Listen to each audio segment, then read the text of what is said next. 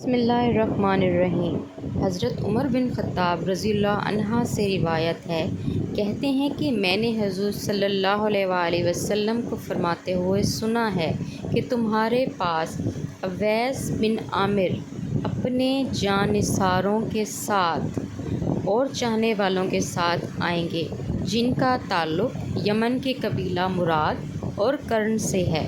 ان کو برص کی بیماری ہوگی جس سے وہ شفا یاب ہو جائیں گے، مگر ان کی بیماری 1 درہم کے بقدر باقی رہ جائے گی۔ وہ اپنی والدہ کے فرما بردار ہیں، اگر وہ کسی چیز کے بارے میں اللہ کے بھروسے پر قسم کھا لیں تو اللہ تعالیٰ اس کو ضرور پورا کریں گے۔